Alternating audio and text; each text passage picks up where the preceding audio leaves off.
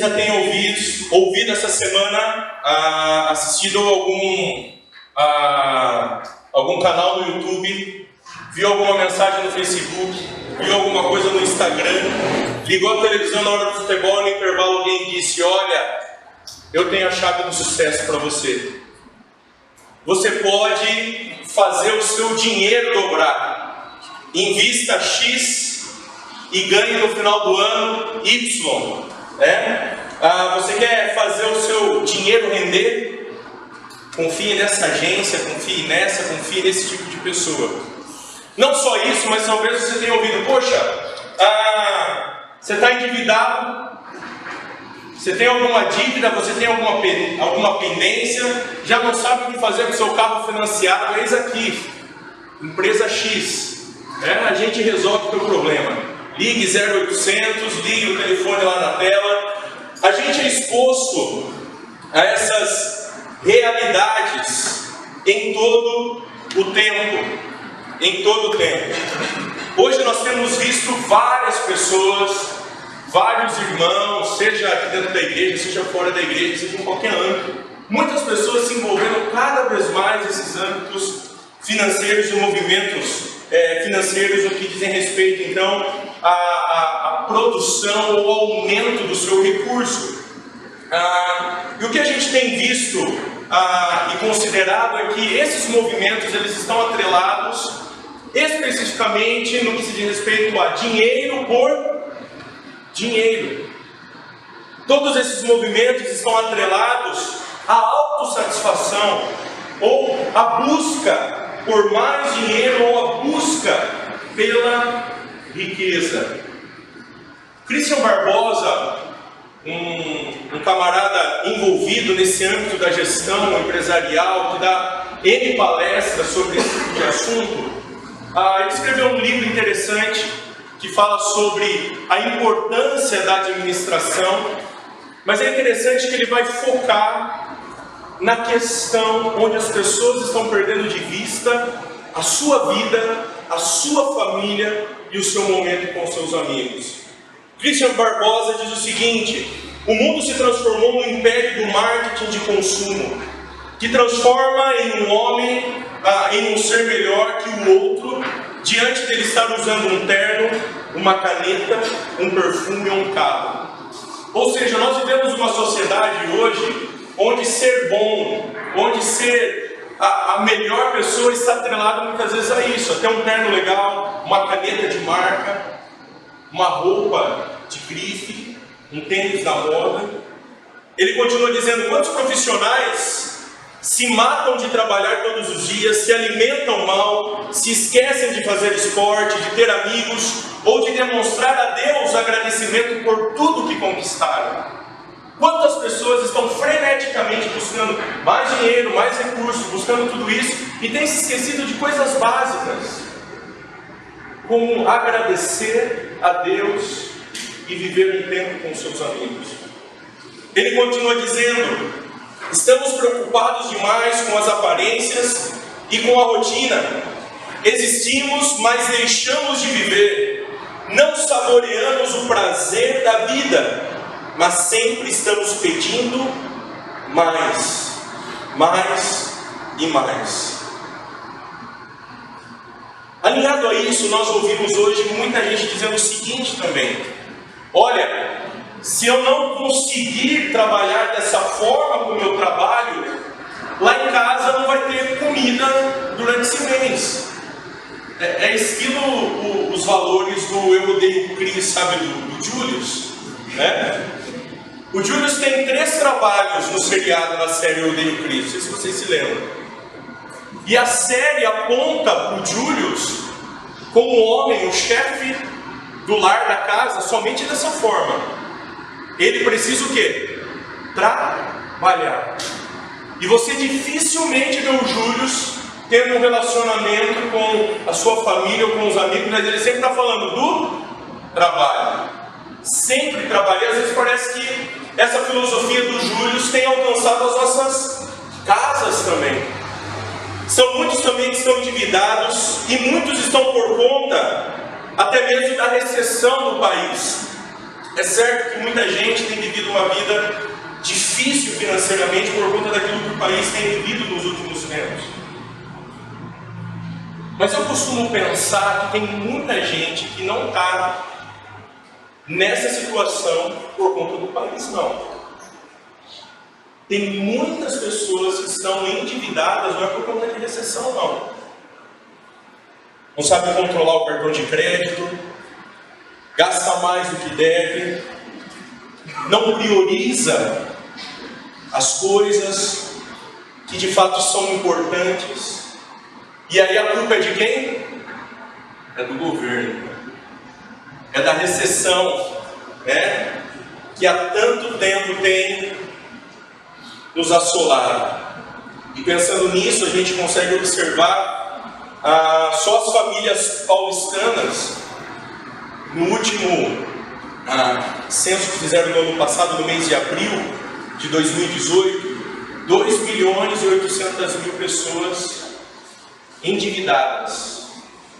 Somente aqui, considerando o estado de São Paulo, em virtude de N coisas.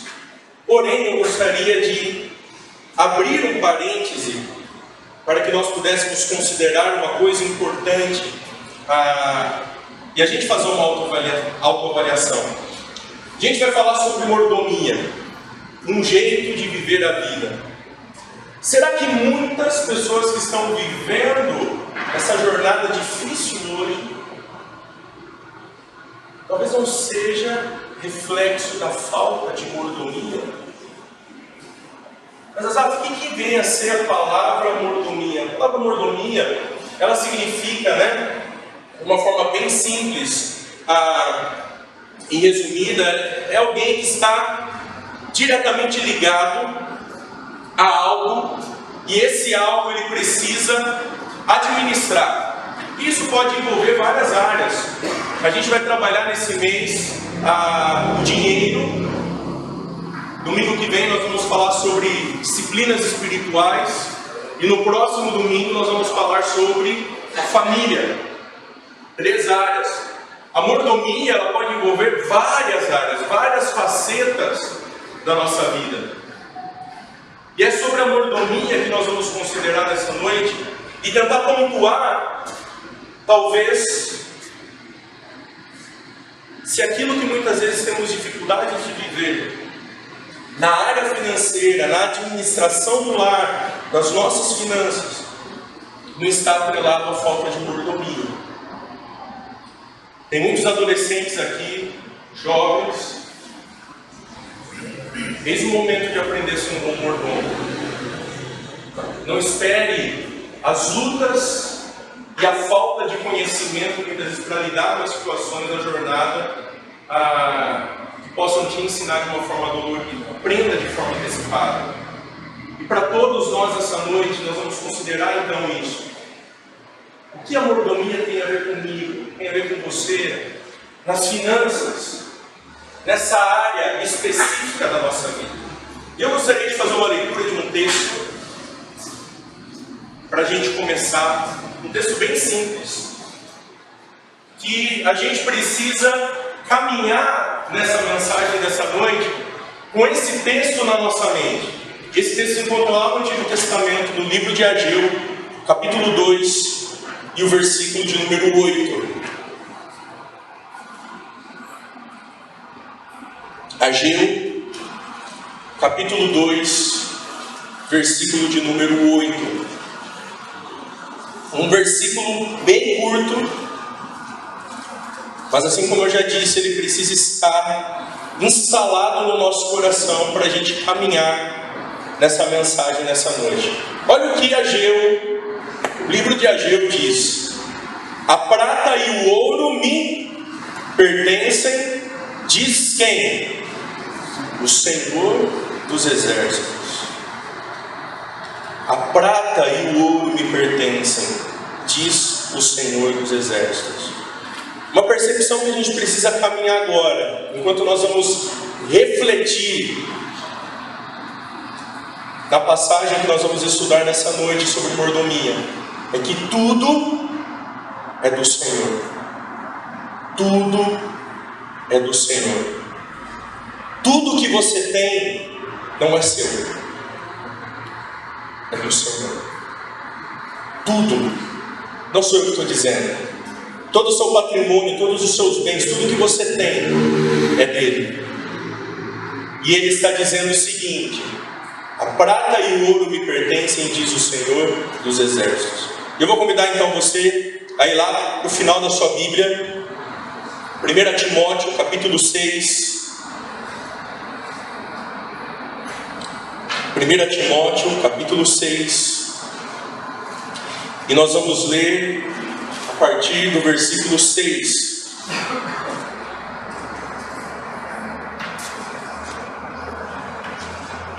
Então a carta de Paulo, não só a Timóteo, mas a igreja de Éfeso também, capítulo 6, a partir do versículo 6. Olha só o que a palavra de Deus nos diz nesse texto.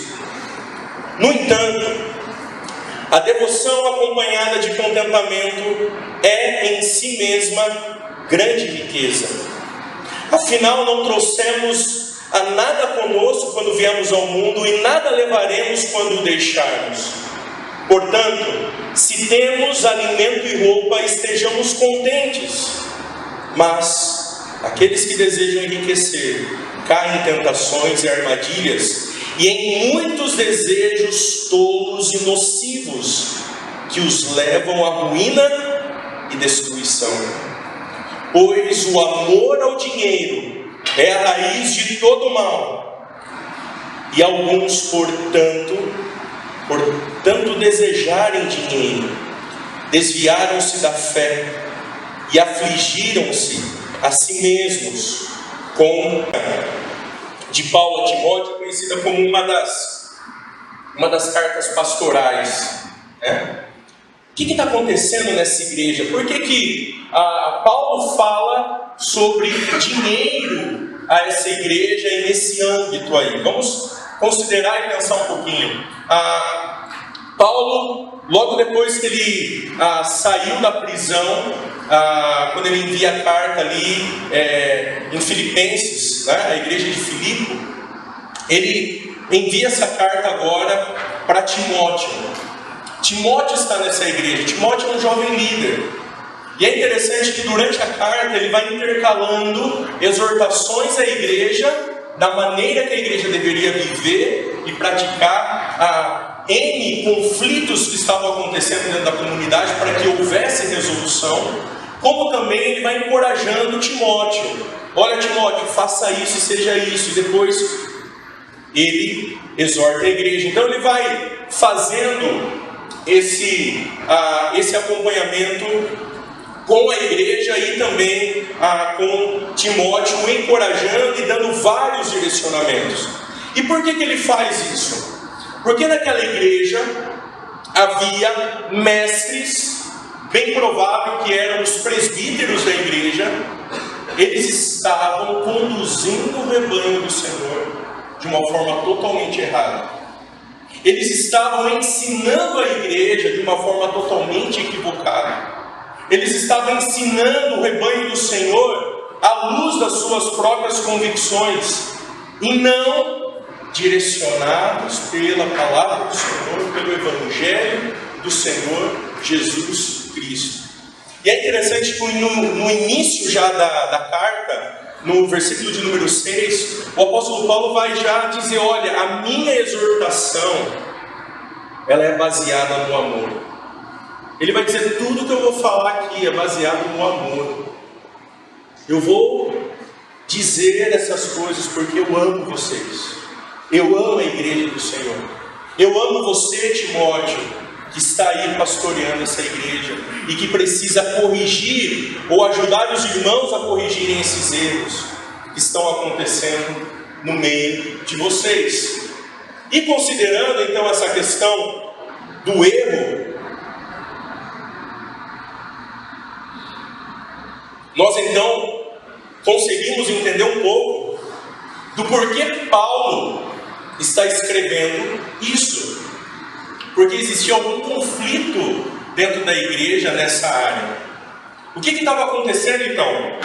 Os mestres, assim como eu disse, os presbíteros, é bem provável que eles estavam aproveitando da religiosidade, do ensino, da arte de ensinar para ganhar dinheiro. Eles estavam, é bem provável, cobrando altos valores para ensinar a palavra de Deus. Eles estavam literalmente tirando dinheiro do povo e dizendo que aquilo era necessário. É interessante que aí a gente precisa considerar, mas Azaf, isso é errado, sim, é errado. Mas Azaf, como que a gente pode considerar então aquilo que o próprio apóstolo Paulo já havia dito na carta? Então a gente consegue entender um pouquinho mais a proposta de Paulo. Paulo, em vários momentos, o André até comentou isso durante as duas mensagens que ele falou nos 2 domingos que se passaram, dizendo que o apóstolo Paulo, em várias vezes, ele decidiu por receber o sustento da igreja em momentos que ele via a possibilidade onde a igreja não ia poder ofertar ou cuidar dele. Ele fazia o quê? Ele ia trabalhar. 1 Coríntios aponta isso. Entretanto, o que nós observamos aqui é que essas pessoas não estavam vivendo dessa forma. Tanto é que em 1 Timóteo capítulo 5, versículo 16 a 18, o apóstolo Paulo vai dizer assim: olha, o presbítero que ensina, ele é digno de salário. Então, como assim? Ele ensina e agora você está dizendo... O que então nós podemos entender é que Paulo ele estava orientando a igreja da forma como isso deveria ser conduzido dentro do povo do Senhor, a fim de que não houvesse um alto desejo da parte dos presbíteros de viver os interesses deles através do quê? Do povo do Senhor. Azaf, me fale um pouquinho mais o que é então essa proposta de Paulo, o que está acontecendo aqui? Observe o versículo de número 5, porque no versículo de número 6 que nós já lemos, ele vai dizer: no entanto, ele já vai começar então a concluir o que ele havia dito no versículo anterior, mas no versículo 5 nós conseguimos observar e entender o que Paulo está dizendo. Pessoas assim sempre causam problemas. Ele está falando de quem? Dos mestres. Têm a mente corrompida e deram as costas à verdade. A verdade da palavra do Senhor. Para elas, a vida de devoção é apenas uma forma de enriquecer. Ou seja, eles estavam tentando enriquecer com o status que eles tinham dentro da comunidade dos santos. Mas pode pensar assim: mas poxa, Azaf, você está falando de algo que é direcionado aos mestres, aqueles que tomavam conta do rebanho. Não tenho nada a ver com isso, eu não sou líder da igreja, não tenho nem cargo na igreja. Mas a gente está falando de homens que eram os referenciais da onde? Da igreja. Se aqueles homens não fossem referenciais dessa área, a igreja toda também iria viver de forma desordenada nesse sentido. Por isso há o quê?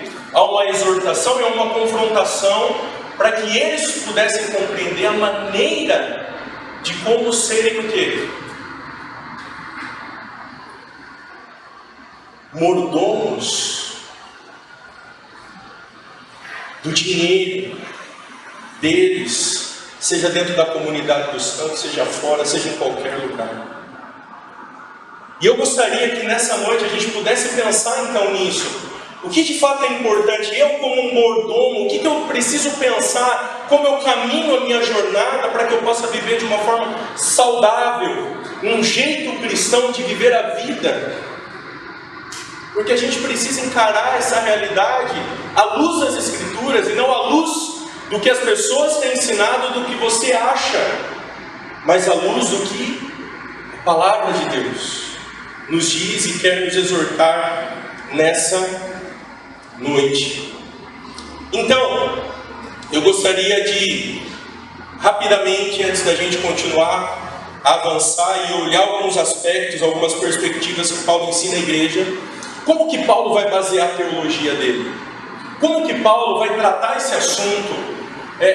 Quais são as bases de Paulo para ensinar a igreja e para ensinar os líderes a como serem bons mordomos? A gente vai ler dois textos para a gente entender como Paulo pensava e estava pensando ao escrever. Vamos lá para o Antigo Testamento, a gente vai olhar a vida do homem chamado Jó. Jó, capítulo 1, versículo 21.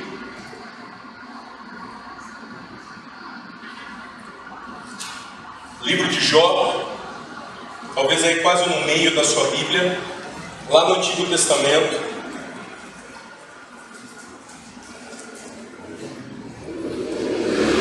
Capítulo 1 e o versículo 21. Olha o que Jó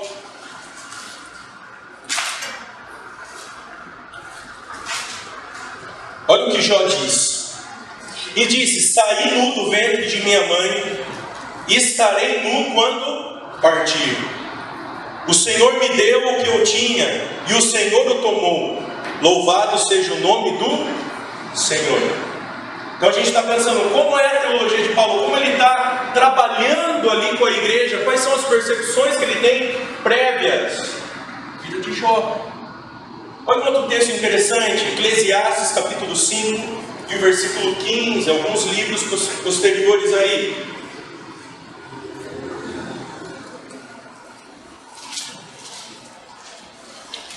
Depois de Salmos, Provérbios, depois de Provérbios, Eclesiastes. A gente está falando de um homem rico, sábio, o homem mais sábio que teve no mundo, na questão de regência, de governo. E olha só que interessante o que o sábio diz no versículo 15 do capítulo 5. Todos nós chegamos ao fim da vida nus e de mãos vazias, como no dia em que nascemos. Não levamos conosco o fruto de nosso trabalho. Então, ao observar isso, a gente consegue considerar então um pouco da teologia de Paulo, a fim de que possamos compreender aquilo que Paulo vai propor àquela igreja, vai propor aos líderes, vai propor a Timóteo, para que ele viva, para que ele seja esse referencial e para que isso então reproduza na vida da igreja. Então isso é importante para nós, porque isso se identifica comigo, se identifica com você nessa noite. E eu queria propor então para nós, à luz dessa passagem, 4 perspectivas que o bom mordomo precisa ter, o bom mordomo cristão. A gente não está falando de qualquer mordomo, a gente está falando do mordomo cristão. Do cristão que vive a vida comum, centrado, baseado na palavra de Deus. Perspectivas essas que são fundamentais para o nosso entendimento nessa noite, para a nossa jornada nessa noite. Ok? A primeira então perspectiva nós encontramos no versículo de número 6, que diz o seguinte: no entanto, perspectiva que um mordomo cristão, aquele que quer administrar bem, lembrando aquilo que é do Senhor, ele é uma pessoa piedosa que não se interessa por enriquecer. Azar, mas ter dinheiro é muito bom, cara. Eu acho que é bom. É lógico que é bom ter dinheiro. Mas o cristão, ele não tem isso como alvo de sua vida. O cristão que é piedoso, ele não busca isso. Não são as suas prerrogativas para viver a vida comum. Olha, eu quero ser rico. Não. A perspectiva correta de um mordomo cristão é que ele é uma pessoa piedosa e ele não se interessa por riqueza. Ele não se interessa por riqueza. Mas o que a gente tem percebido é a contramão de tudo isso. A sociedade pós-moderna hoje nos impulsiona cada vez mais a viver o consumo. Nós somos consumistas. Nós gastamos. Até essa semana eu estava ouvindo uma matéria, de novo vários questionamentos, por que as coisas estragam com tanta facilidade nos nossos dias? Porque na sociedade moderna, para que a economia gire, para que tudo funcione, tem que ser tudo, parece que autodestrutivo, se eu posso dizer isso. Mas as coisas são assim, você compra uma coisa, caiu, já era, não tem como resolver. Não tem como resolver. E o que a gente tem percebido aqui, a cobiça dos olhos tem dominado o coração de muitos cristãos. Quantos de nós, durante essa semana, talvez pensamos, poxa, como eu faço talvez para ganhar mais dinheiro? Como eu posso ter mais dinheiro? Como eu posso aumentar o meu patrimônio? Como eu posso fazer isso? Como eu posso fazer aquilo? Para que eu possa, então, enriquecer? E o que nós temos visto é que a sociedade ela tem se autoalimentado dessa forma e ela busca isso de forma frenética. As pessoas têm vivido para satisfazer os seus desejos, as suas cobiças. E aqui a gente está pensando especificamente no dinheiro, no poder, no status que ele traz. Mas o bom mordomo, ele não tem isso. Ele não tem isso como alvo, ele não tem isso como perspectiva de vida. O enriquecimento é algo totalmente secundário.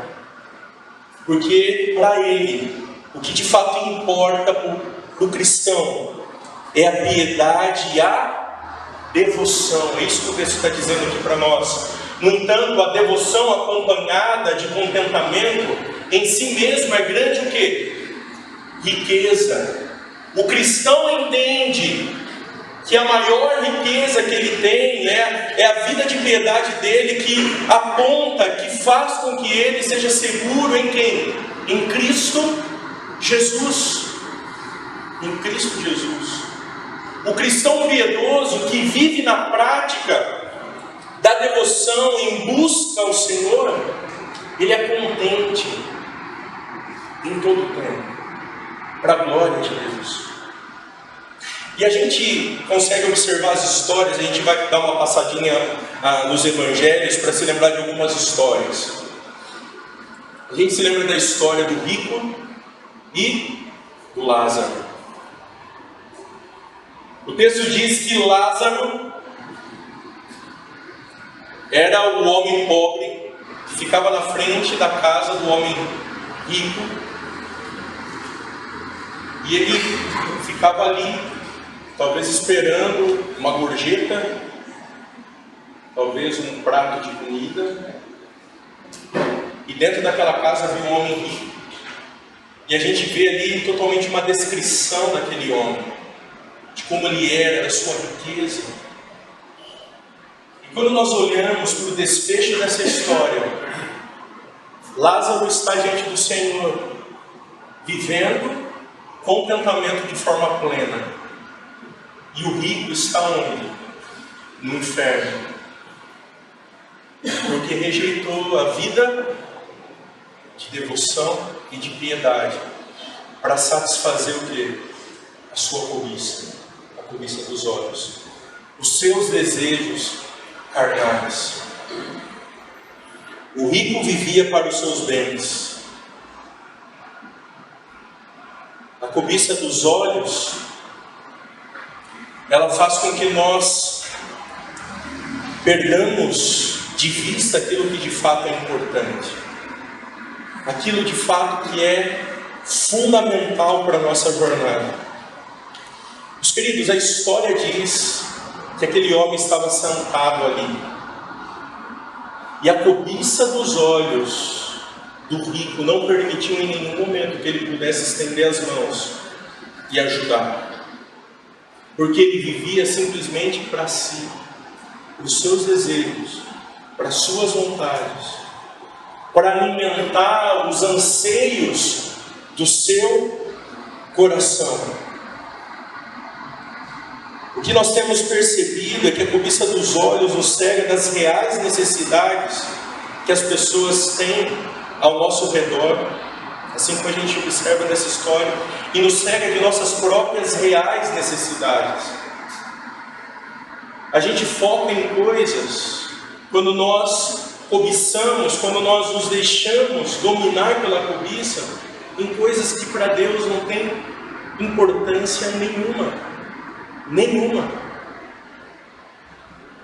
Vivemos para o nosso mundo e muitas vezes para as nossas próprias necessidades. E o reflexo disso tudo é que as pessoas acham que isso de fato vai trazer um futuro certo e uma vida de paz certa.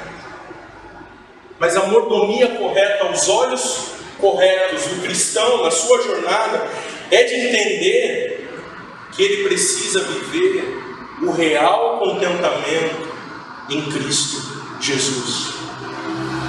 Porque o bom mordomo, a pessoa piedosa, ela não se interessa por enriquecer, ela não cobiça coisas.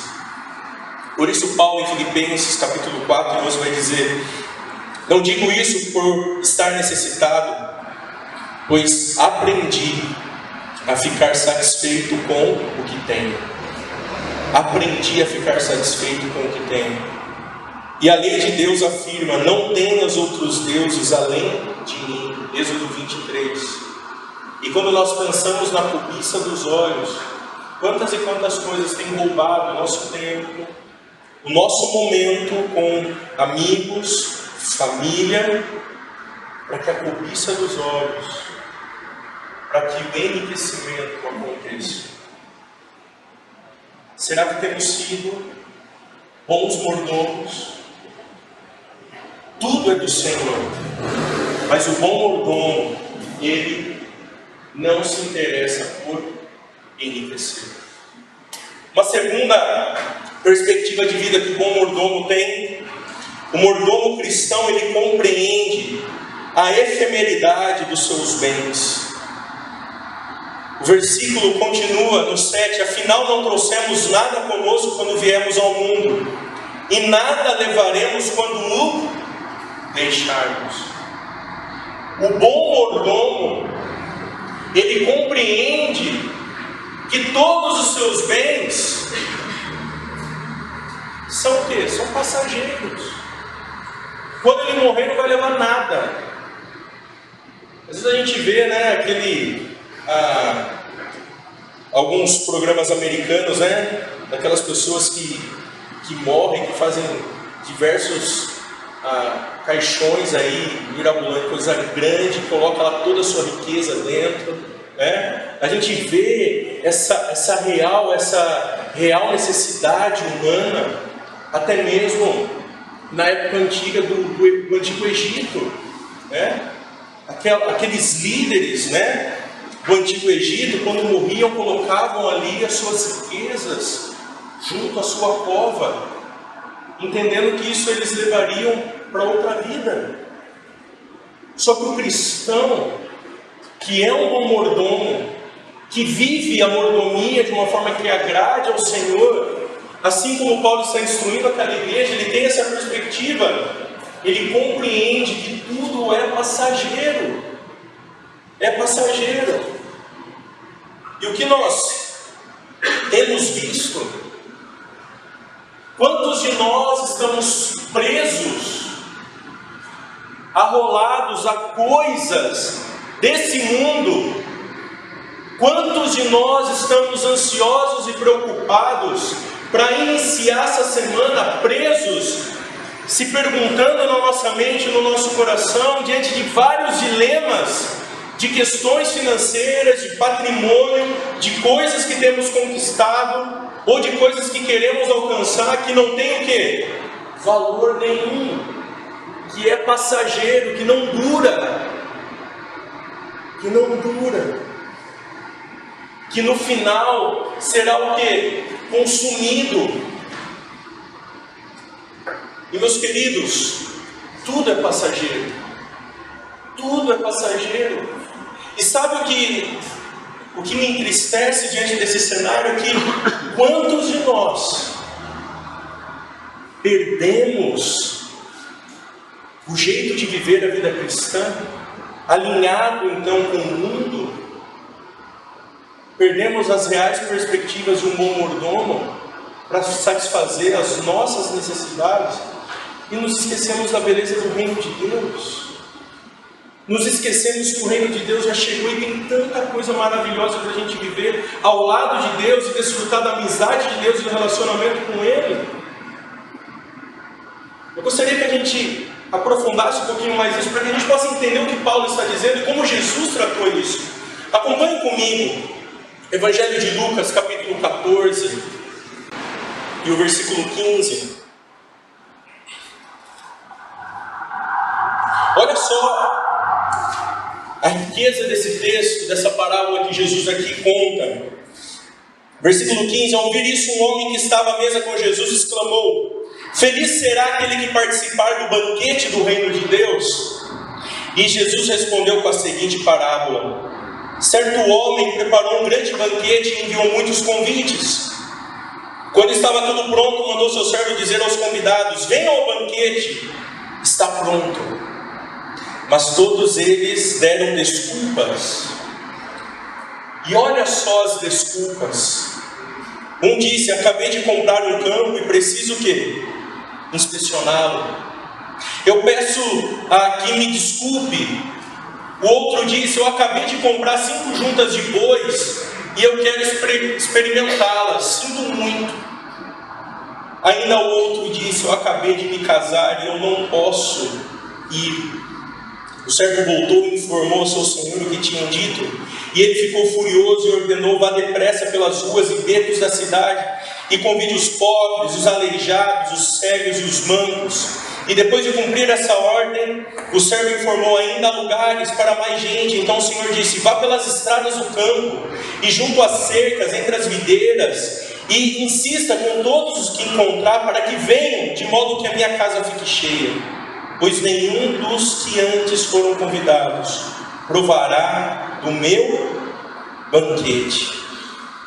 Provará do meu banquete. Quantas coisas Cristo tem oferecido a nós. E nós, muitas vezes, estamos preocupados com coisas passageiras, como os personagens dessa história. Olha, eu comprei X coisa, eu não posso ir. Olha, eu comprei ali essas juntas de boi e eu não vou poder estar com vocês. Desculpa.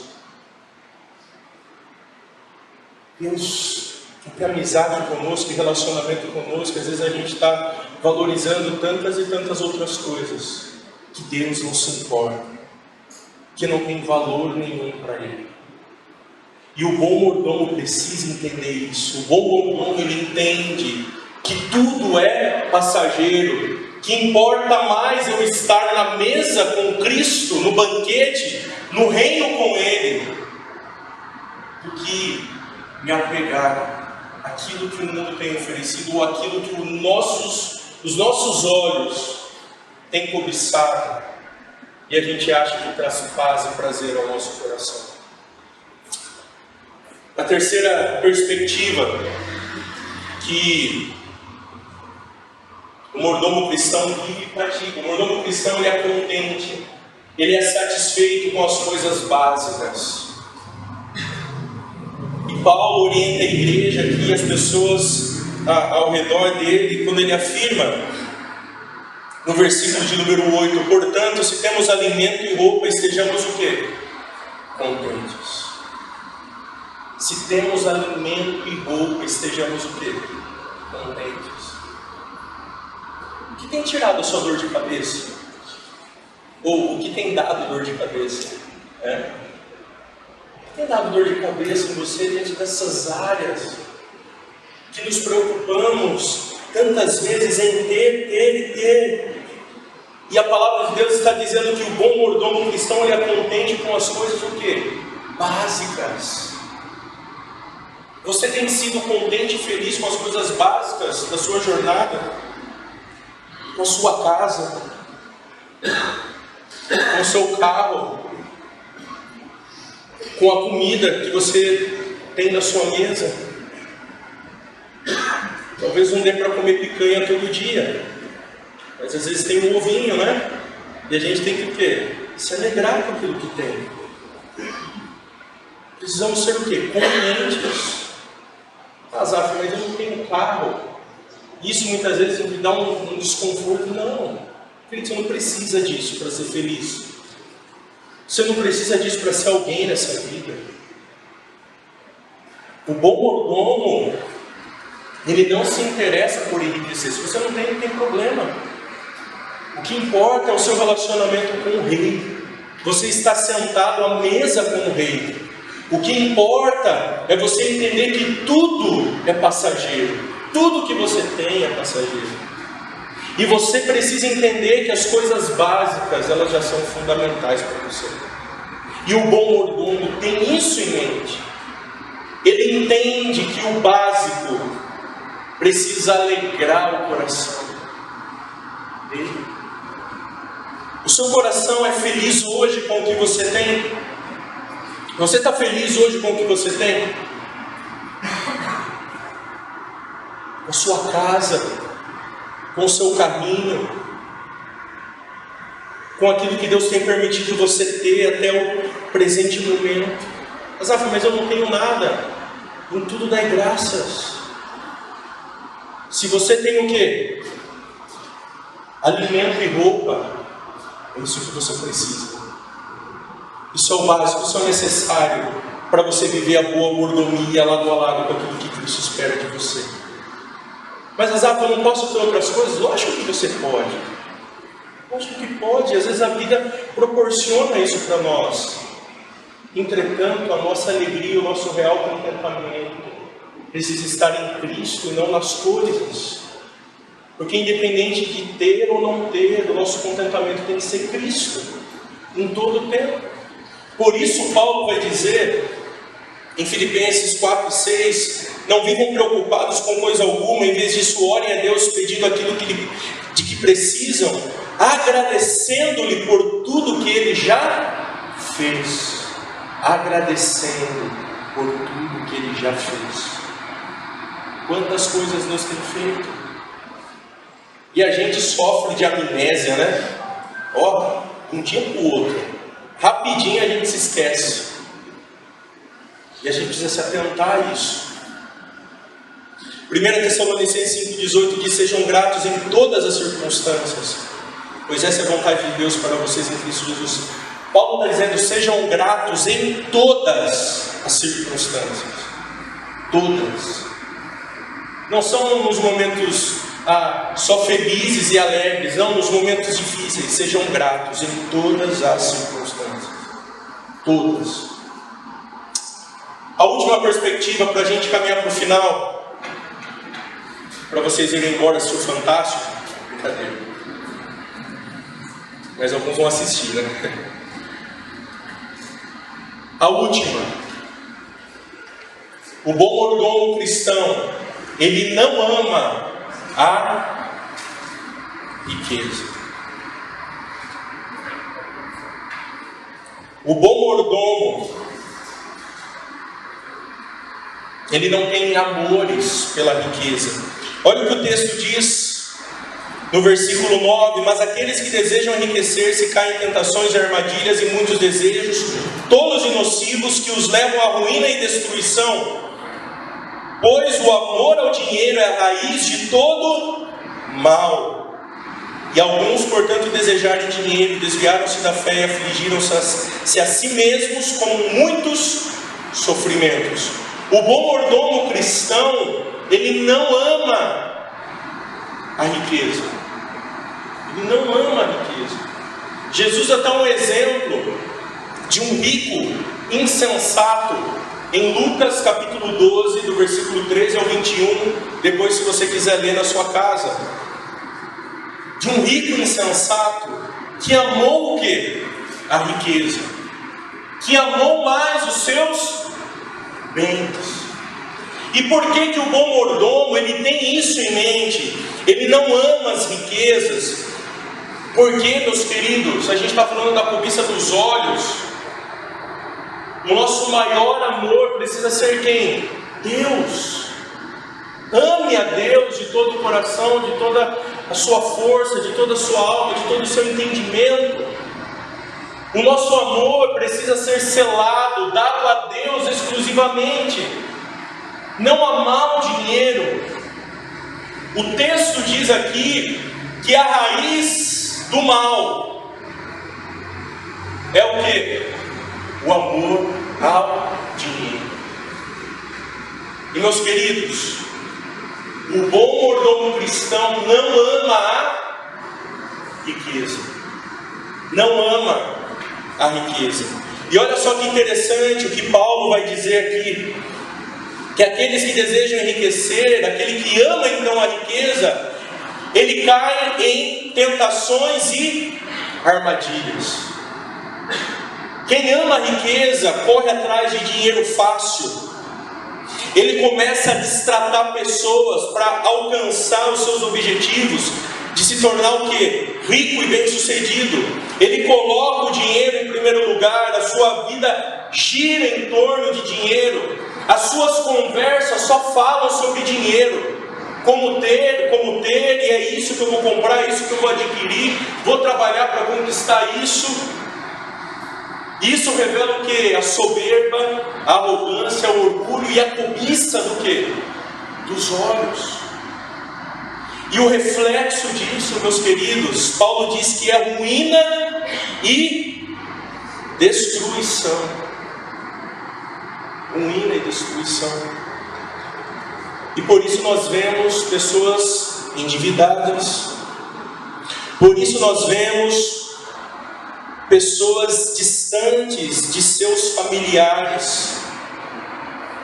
Por isso nós vemos muitos pais e mães buscando dinheiro e se esquecendo dos seus filhos, se esquecendo do amor e do zelo dentro de casa para com a esposa, para com os filhos. Muitas coisas começam a ser destruídas, e uma delas também é a visão sobre o reino de Deus. Certa vez um amigo meu me disse o seguinte, e eu guardei isso comigo. Ele falou: você quer saber se a pessoa é um bom mordomo? Você quer saber se aquela pessoa é um bom cristão? E se a vida dela já está em ruína e destruição? Pergunte se ela tem ofertado ao Senhor com regularidade. Pergunta se a prioridade dos recursos dela é o reino do Senhor. Tem os olhos no reino ou não? Fora isso, vemos pessoas em depressão, ansiedade e pânico, porque amam mais o dinheiro do que a Deus. Mais o dinheiro do que a Deus. E ele termina dizendo: muitos estão o quê? Longe da fé. Eles se desviaram do quê? Da fé. E eles afligiram a si mesmos com sofrimentos. Quantas e quantas pessoas estão distantes do Senhor porque colocaram a prioridade das suas vidas dinheiro? Talvez você aqui nessa noite está distante do Senhor porque você priorizou o dinheiro. E talvez você não tenha a perspectiva do bom mordomo, que não se interessa por enriquecer, que compreende a efemeridade dos seus bens, que se satisfaz com as coisas básicas e que não ama a riqueza, não tem amor ao dinheiro. George MacDonald afirmou o seguinte: não é apenas o homem rico que está debaixo do domínio das coisas. Às vezes pode dizer assim: eu sou pobre, não tenho dinheiro. Não, isso aqui é para quem tem dinheiro, quem não tem. Isso aqui é para nós, de forma geral. Sabe por quê? Olha só o que ele afirma: também são aqueles escravos que sem ter dinheiro são infelizes por causa da falta do quê? Dele. Quantos que se dizem pobres, se dizem infelizes por não ter o quê? Várias coisas. E por ser pobre ele almeja ser o quê? Rico, ter grana, status e enriquecimento. E revela o amor dele ao dinheiro. O amor dele ao dinheiro. Por isso Paulo escreve isso e orienta através disso para que a gente tenha uma percepção correta para terminarmos agora e irmos para o leve para casa. Meus queridos, você e eu somos os referenciais dessa sociedade. Você precisa ser um referencial de um bom mordomo para o seu vizinho, para o seu amigo de trabalho, para os seus filhos dentro de casa, para a sua esposa, a esposa para os filhos, a esposa para o marido. Nós, no reino de Deus, nós somos os bons mordomos daquilo que Deus tem nos confiado. E como eu e você temos vivido essa mordomia, como eu e você temos vivido aquilo que Deus tem nos dado, como você tem vivido aquilo que de fato Deus tem dado a você. Salomão diz: quem ama o dinheiro nunca terá o suficiente. Quem ama a riqueza nunca se satisfará com o que ganha. Não faz sentido viver desse modo. Eclesiastes capítulo 5 e o versículo 10. Eu queria terminar então deixando essas aplicações para nós. Vamos lá? A primeira, assim como a gente leu o texto de Ageu 2:8. Meu querido, reconheça que Deus é dono do quê? De tudo. Deus é dono de tudo. Deus é dono de todas as coisas. De todas as coisas. E nós precisamos viver a vida comum com esse real entendimento, para que a gente não se frustre, para que a gente não se veja enganado por coisas que tentam de fato nos levar a lugares e a caminhos que não são os de Deus. Segunda coisa, faça uma autoavaliação sincera de como você tem usado o seu dinheiro e bens. Faça uma autoavaliação quando você chegar na sua casa, o que você tem feito com aquilo que Deus tem te dado? O que você faz com os seus bens em prol do reino? O que você faz com o seu salário em prol do reino de Deus? Porque o bom mordomo pensa nas coisas de Deus. Ele se importa com aquilo que é eterno e não com aquilo que é passageiro.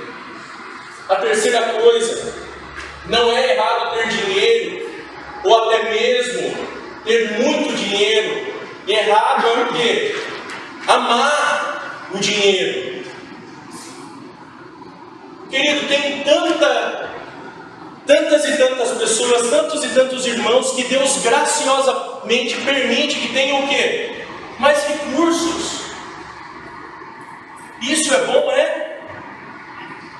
E o que Deus espera dessas pessoas? Que eles não amem aquilo que Ele tem dado, mas que amem o quê? A Ele. A Ele em primeiro lugar.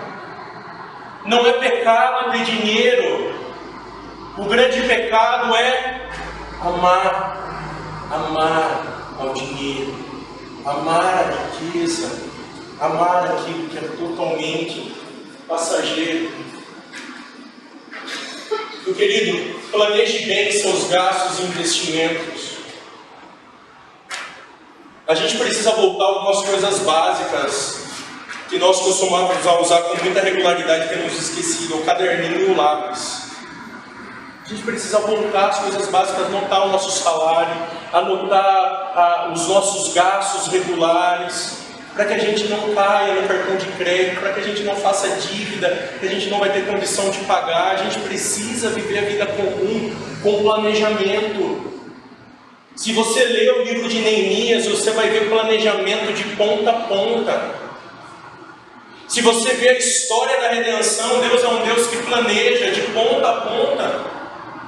E por isso nós também precisamos o quê? Planejar. Quantos de nós às vezes nos deslizamos em várias áreas, e principalmente na área financeira, porque não planejamos. Você precisa planejar. Eu preciso planejar. A gente não pode ser equivocado. Por isso nós precisamos o quê? Planejar bem os nossos gastos e investimentos. Meu querido, pague os seus impostos e suas dívidas. A prioridade sua é viver a vida comum de uma forma que glorifique e exalte ao nosso Deus em todo o tempo.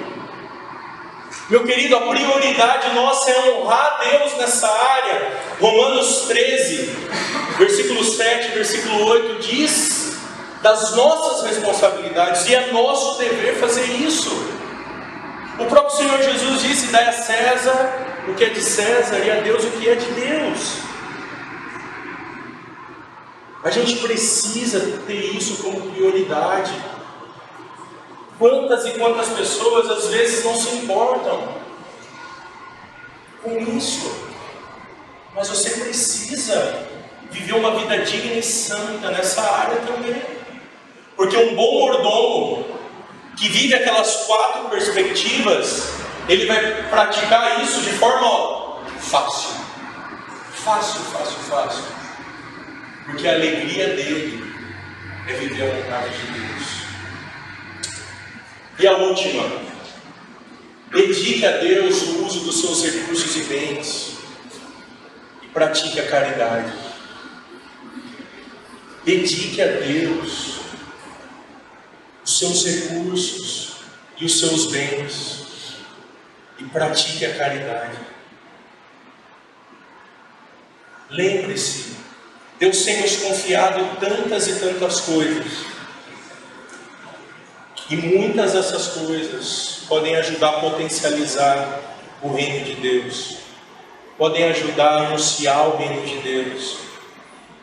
E às vezes a gente está tão acomodado que a gente está longe de ser um bom mordomo à luz daquilo que Deus pede para nós.